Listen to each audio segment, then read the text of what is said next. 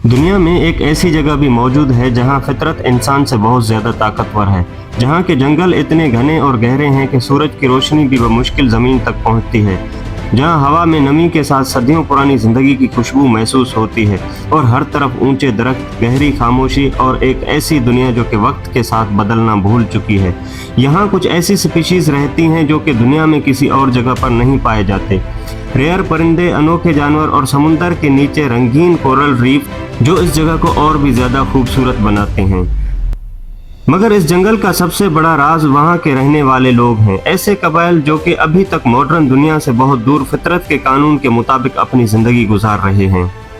जरा सोचिए, just development के नाम पे करोड़ों दरख्तों को काट दिया जाए, दुनिया के सबसे रेयर स्पीशीज अपना घर खो दें और हजारों सालों से रहने वाली ट्राइबल कम्युनिटीज हमेशा के लिए मिटने के खतरे पर आ जाएं, तो क्या आप इसे तरक्की कहेंगे या तबाही? जी हाँ दोस्तों, तो आज हम बात करने वाले हैं इंडिया के सबसे बड़े कंट्रोवर्शियल प्रोजेक्ट की, the great Nicobar project. Bharat सरकार का मानना है कि ये प्रोजेक्ट भारत को एशिया का शिपिंग हब बना देगा, लेकिन कहानी इसके बिल्कुल मुख्तलिफ है। Bharat in the future China को अपने लिए सबसे बड़ा थ्रेट समझता है। इसकी सबसे बड़ी वजह यह है कि चाइना इंडियन ओशन के सराउंडिंग में अपनी प्रेजेंस और अपनी इन्फ्लुएंस को डे बाय डे बहुत तेजी से बढ़ाता चला जा रहा है, जो कि भारत के लिए स्ट्रेटेजिक थ्रेट है, क्योंकि चाइना ने पाकिस्तान, म्यांमार और श्रीलंका और भी बहुत सारे मुल्कों में अपने पोर्ट्स बनाए हैं। अब सवाल ये पैदा होता है कि भारत इस प्रोजेक्ट के जरिए चाइना पर कैसे प्रेशर डाल सकता है। तो चलिए समझते हैं कि आखिर इसमें क्या बात छुपी हुई है। अब हमें समझना पड़ेगा स्ट्रेट ऑफ मलाइका को। स्ट्रेट ऑफ मलाइका जो कि दुनिया का सबसे बिजिएस्ट शिपिंग रूट में से एक माना जाता है।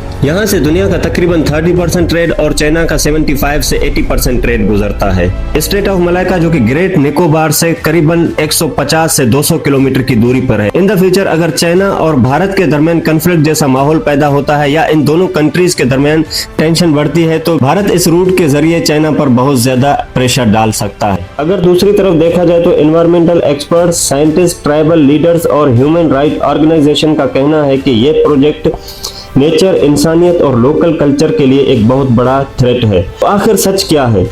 क्या निकोबार प्रोजेक्ट भारत का फ्यूचर बदल देगा या ये एक ऐसी गलती साबित होगा जिसका नुकसान कभी पूरा नहीं हो सकेगा? आइए डिटेल में समझते हैं कि आखिर इस प्रोजेक्ट के पीछे का राज क्या है। ग्रेट निकोबार आइलैंड अंडमान और निकोबार आइलैंड का सबसे सिदरन आइलैंड है।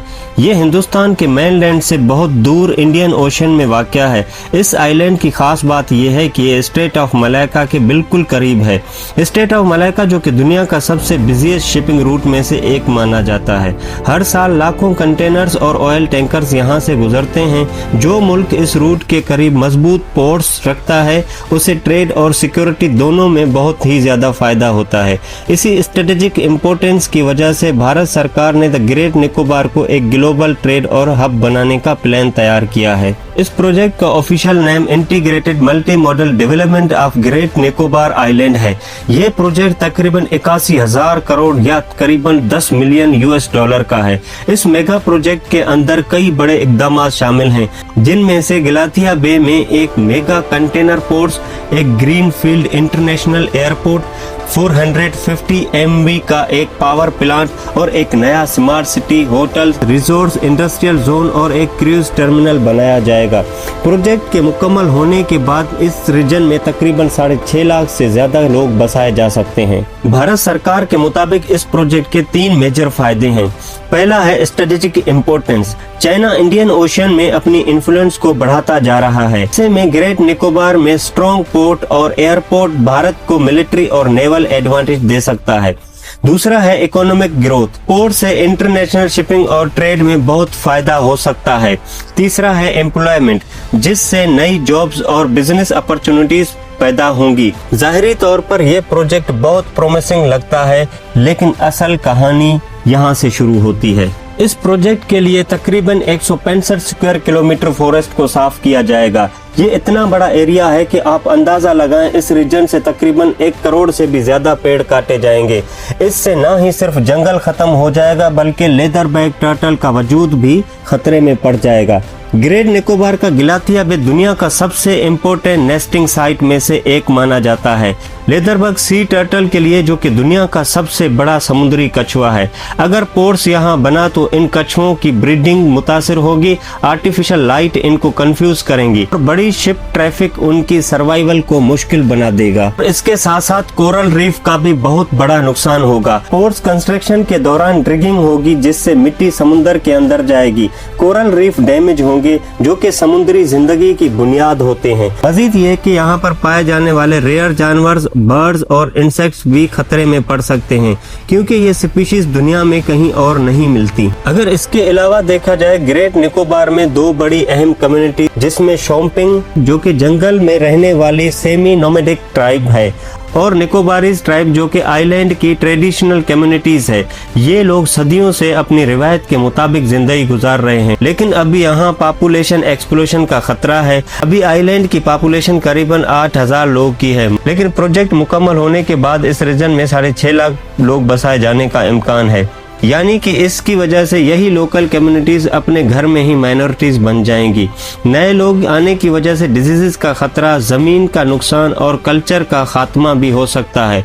इसीलिए 39 इंटरनेशनल एक्सपर्ट ने इस प्रोजेक्ट को जेनोसाइड जैसा खतरा करार दिया है।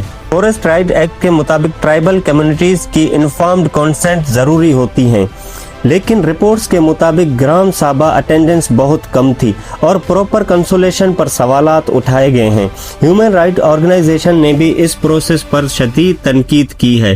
सियासी एतबार से देखा जाए तो राहुल गांधी ने भी इस प्रोजेक्ट को इंडिया की नेचुरल और ट्राइबल हेरिटेज पर हमला करार दिया है। अपोजिशन का इल्जाम है कि एनवायरनमेंट और ट्राइबल राइट्स को नजरअंदाज करके प्राइवेट इंटरेस्ट को फायदा दिया जाएगा।